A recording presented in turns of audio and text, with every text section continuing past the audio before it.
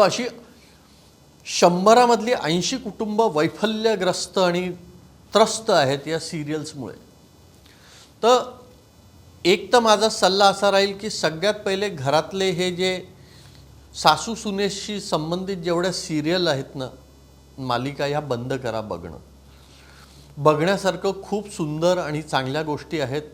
समाज माध्यमं इतकी प्रचंड माहितीचा साठा आणि सागर घेऊन आहेत की तुम्ही खूप चांगलं ह्याच्यातनं जर शोधलं तर तुम्हाला खूप चांगलं बघायला मिळेल.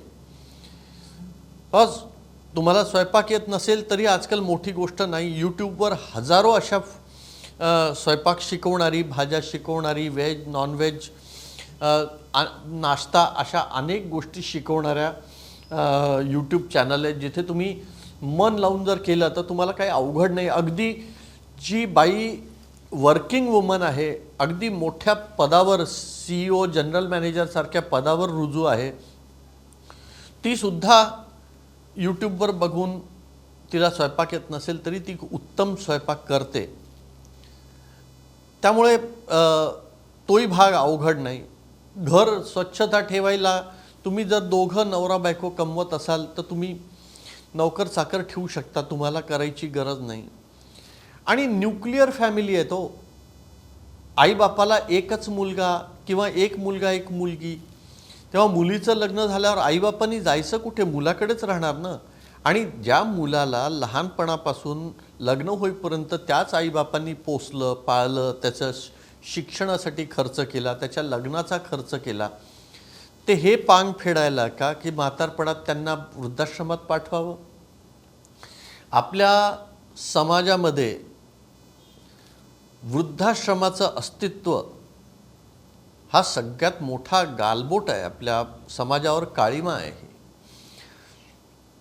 ज्या लोकांना मुलं मुली असताना वृद्धाश्रमात राहावं लागतं, याच्यापेक्षा जास्त नतद्रष्ट आणि नालायक अवलादी नाहीत. त्यापेक्षा अवलादी नसलेल्या चालतील हो, पण अशा अवलादी नको. अगदी श्रावण बाळ असायची अपेक्षा नाही आहे समाजाची.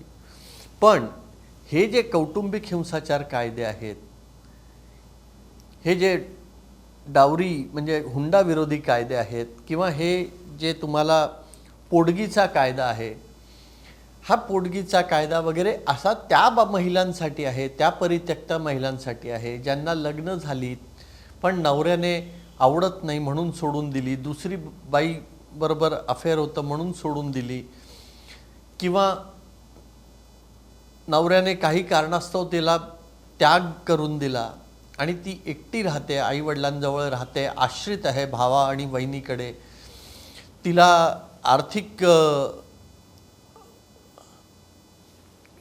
इन्कम नाही आहे काही, ती सुशिक्षित नाही आहे, तिच्याबरोबर लहान मूल आहे, त्याची सांगोपन करायला तिच्याकडे पैसे नाही, त्याच्या शिक्षणासाठी पैसे नाही. अशा वेळीस तुम्ही पोटगीचा दावा दाखल करणं रास्त आहे. पण तुम्ही स्वतः वर्किंग आहात, तुम्ही स्वतः भरपूर पैसे कमवता, सुशिक्षित आहात, तरी तुम्ही पोटगीचा दावा करताय, ही चुकीची आहे. अजून एक मानसिकता अशी की ते जे मूल असतं त्या बापाचंही त्या मुलावर खूप प्रेम असतं, पण मग मुद्दाम त्या मुलाला घेऊन माहेरी जायचं, त्या बापाला त्या मुलांशी भेटू द्यायचं नाही, त्याला वंचित ठेवायचं, त्या लहान मुलाशी भेटायला प्रेम व्यक्त करू द्यायचं नाही. हाही एक प्रकारचा मानसिक त्रास देणंच आहे. त्यामुळे कौटुंबिक हिंसाचार कायद्याचा दुरुपयोग ज्या बायका करतायत त्यांना माझी विनंती आहे की कृपया असं करू नका. ज्यांच्यावर खरोखर अत्याचार होतात त्यांच्याबद्दलही मग न्यायालयाची आणि समाजाची भूमिका नकारात्मक होत जाते. जर तुम्हाला राहायचं नसेल नवऱ्याबरोबर, किंवा तुम्हाला पुरुषांना राहायचं नसेल बायकोबरोबर, तर स्वखुशीने, राजी खुशीने तुम्ही डिवोर्स घेऊ शकता, घटस्फोट घेऊ शकता. त्याला वेळ लागणार नाही. आज अर्ज केला 3 ते 4 महिन्यात तुम्हाला घटस्फोट मिळून जाईल. पण कृपया एक दुसऱ्याच्या चरित्रावर चिखलफेक करू नका, कॅरेक्टर असॅसिनेशन करू नका, खोटे नाटे आरोप करू नका. तुम्हाला वेगळं उगीच एक दुसऱ्याच्या कुटुंबियाला खोट्या फौजदारी केसेसमध्ये अडकवू नका. तुम्हाला वेगळं राहायचं ना, राहा की, कोणी नाही सांगितलं. पण मग तुम्ही कमीत कमी कायद्याचा दुरुपयोग करणं बंद करा. खोटे फौजदारी गुन्हे दाखल करणं बंद करा.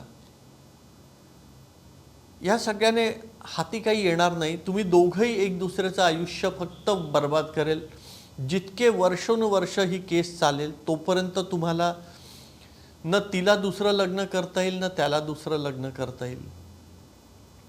पण याच्यातही किंवा माझ्याशी लग्न नाही करताना मग मी दुसरं नाही करणार, पण मी त्यालाही करू देणार नाही, मी त्यालाही छळीन, हा जो एक त्याच्यातला जो एक अंग आहे, हा जो एक त्याच्यातली मेंटॅलिटी आहे, आसुरीपणा, याला आसुरीपणा म्हणता येतो. सो ह्या कायद्याचा दुरुपयोग असा करू नका. कौटुंबिक हिंसाचार कायदा याचा ऑब्जेक्ट जो आहे, उद्देश जो आहे, खूप चांगला आहे. हा खरोखर ज्या महिलांवर किंवा ज्या लोकांवर कौटुंबिक हिंसाचार होतो त्या लोकांसाठी हा कायदा म्हणजे वरदान आहे.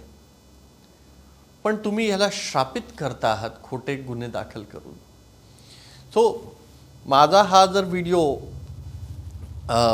कौटुंबिक न्यायालयाचे न्यायाधीश किंवा समुपदेशन करणारे जे कक्ष आहेत ते किंवा अनेक वकील लोक जे आहेत त्यांच्यापर्यंत पोचला तर माझी त्यांनाही विनंती आहे की अशा प्रकारे जर कुणी खोटे गुन्हे दाखल करत असेल, तुमच्या लक्षात येत असेल, तर त्याला प्रोत्साहन देऊ नका. कायद्याचा मान ठेवा. मला असं अपेक्षा करतो की तुम्हाला मी हे खूप सोप्या भाषेत कळकळीने आणि छान प्रकारे हा कायदा समजून सांगितला आहे. परत आपण लवकरच भेटू दुसऱ्या विषयावर. तोपर्यंत सुखी राहा, समाधानी राहा. नमस्कार.